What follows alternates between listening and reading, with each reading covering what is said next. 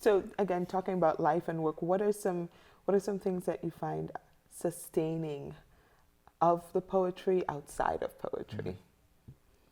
Sustaining of the poetry outside of poetry.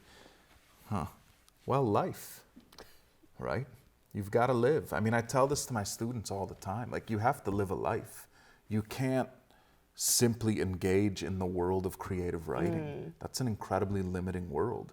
You have to explore the world. You have to live. You have to do things, whatever that might be, whatever your passions and interests are outside of writing, I think have to be engaged. I mean, for me, I'm very interested in, kind of wilderness and ecology in this. I spend as much time as I can outdoors, and engaging with other human beings, doing community-based work. These are all things that have been of interest to me that I think feed and sustain the work. But the other piece is reading, which I think is actually a form of living. I believe that. It's a form of traveling.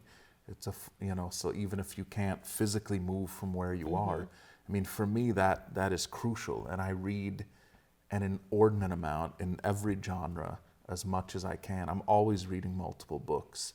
And I think that's critical. I tend to read far more than I write.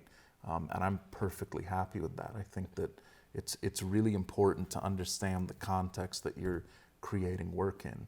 And then, of course, I'm fairly interested in visual art and music and other things. So engaging in those art forms as much as I'm able to is also, I think, really helpful and inspiring to the work of writing. But I often find that more so than perhaps for other people, where a certain moment in life happens and someone thinks, I should write a poem about that, that's generally not my instinct. I'm often most inspired to write poetry when I read great poetry.